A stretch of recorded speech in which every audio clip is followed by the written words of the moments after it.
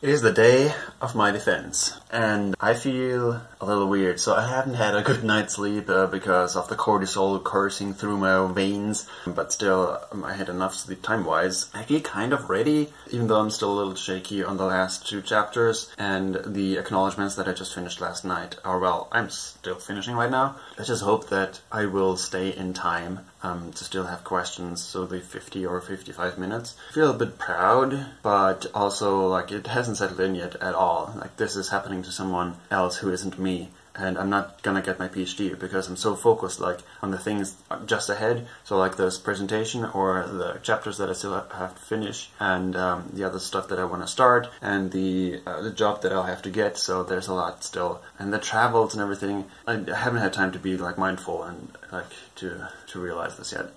Anyway, yeah, I think I have a good plan that I will get my nails first.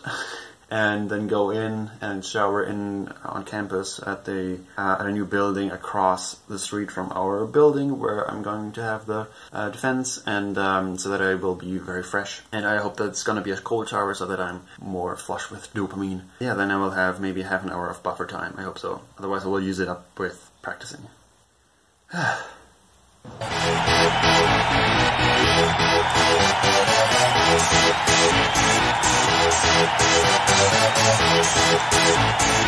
Unfortunately, the opposite was the case. It was so hot that I couldn't really take it. It was like burning hot. Yeah, I hope I will be able to cool down a little bit at the fresh air. I'm ready for this. So, welcome everybody. Today, my student Stefan Popp is defending his PhD thesis. Stefan, I think, distinguished himself in my lab not only for extraordinarily complex analyses and huge data sets, but also what I thought was really interesting and fun is with Stefan in the lab, we had very rigorous discussions about everything else in life, from the Pomodoro method to how you balance frustration and progress, sort of how to optimize every aspect of your life. And Stefan's always taken that very seriously, I think more than any other student I've had in the past. It's bittersweet to see him go, but I'm also very proud of what he's achieved. If you compare the first picture to the last picture, you can see that the hair migrated around, but the shirt is still the same. I will jump right in to my thesis about the ant search strategies for unknown targets. How systematic should we actually search in a real-world scenario? I studied the rock ants, Stemnothorax rugaculus, and I put the whole colony inside this arena, and I tracked the ants with 4 cameras and automatic tracking software. A huge arena here, undergrads for scale, but this is not the case in my ants, which are doing a meandering pattern, most of them.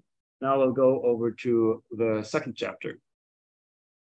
So that means that they move multiple times per year. And so whenever they are moving, it is important for them to familiarize themselves with the new environment around the new nest site. Imagine that you are searching a search team. Adhesive tape, Scotch tape, just 2 or 3 layers of paper beneath the surface layer where the ants are actually walking on. So that means that they can smell through these multiple layers of paper where there is something that they don't like. And so they bump into it, they go back. Last chapter is a little bit different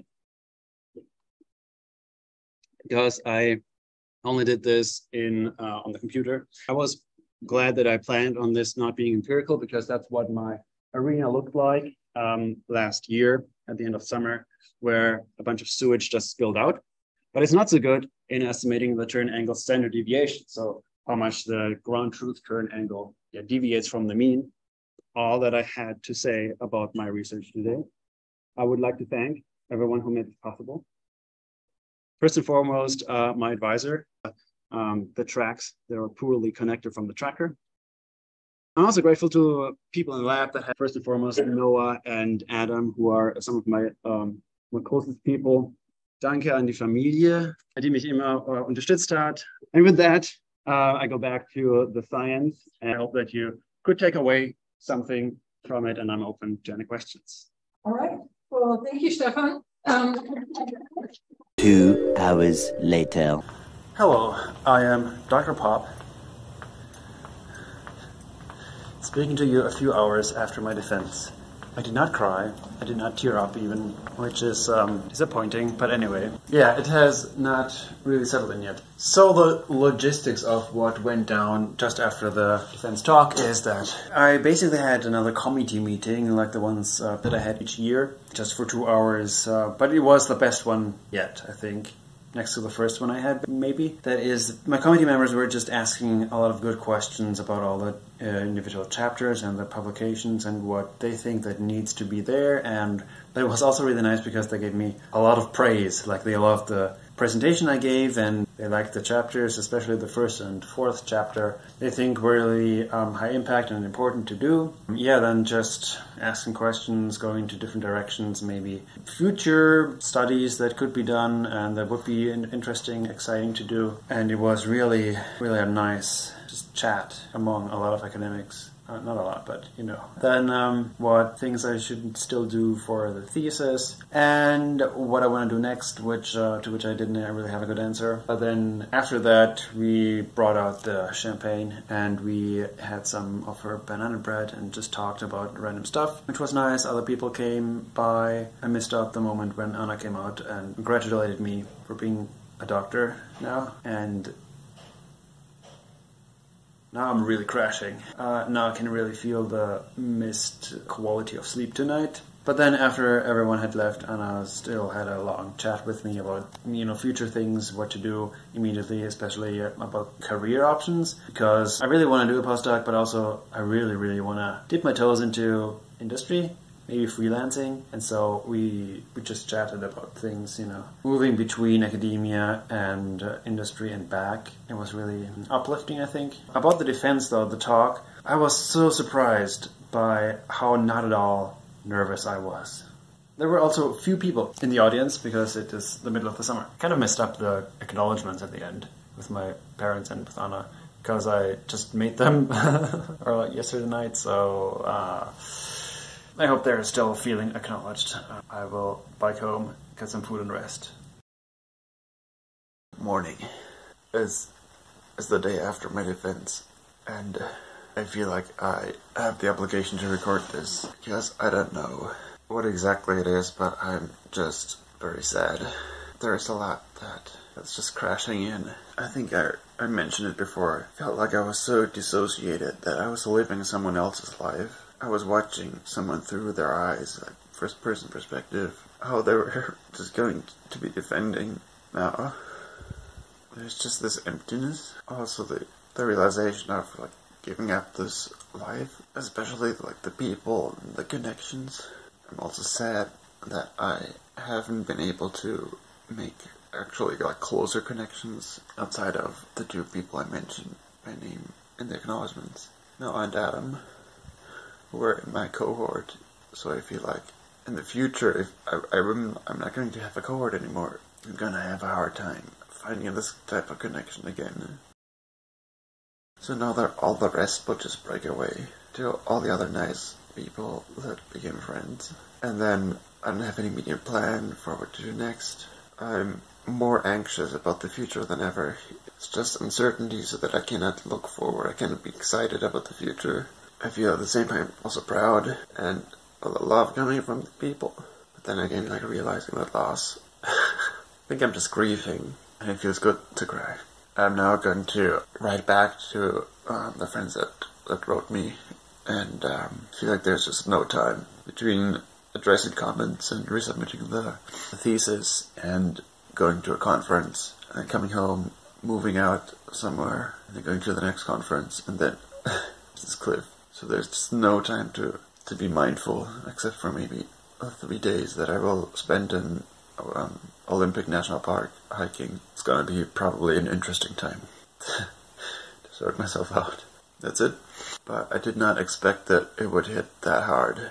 So yeah, I just saw videos online that it happens to a non-insignificant population of grads. So that's nice to hear. Now I think I'm going to, take it slow for today and then try to do as much over the weekend to get shit done out of the way of the brain space as possible. I started typing a reply message and feel a lot better now that the tears flowed. But I mainly started to record again because I realized that I have to do this. That's making it real.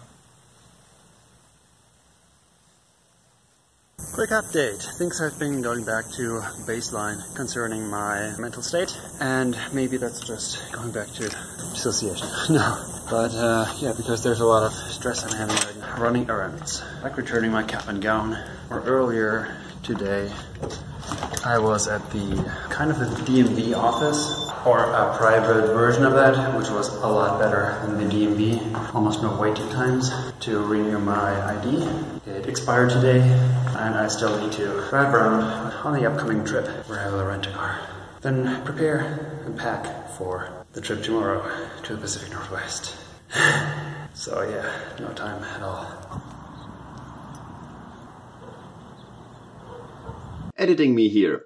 Yeah, I decided to leave all the sobbing in at the end because I think it is important to show, and to show others who are going through the same thing that they're not alone. And you will have the chance to see all those trips that I'm talking about in the following videos, because I also decided that I will continue doing these vlogs and upload some that I recorded at least. Yeah, to show you what it's like after a PhD, the transition to the next phase, and I will show you what I will be doing, where I am right now, and yeah, what the next exciting things are that I did and will be doing. Hint, it's going to be something about a postdoc. In any case, I would like to thank you, dear viewers, for coming along on this long ride of my PhD. It has been a lot of fun making these videos and sharing them. And especially when I was traveling alone, I always felt like I had a friend in my camera or phone that I was talking to.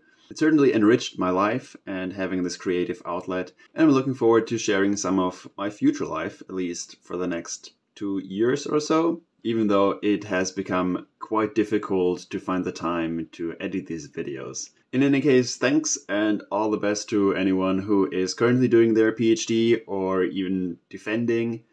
You got this. Goodbye.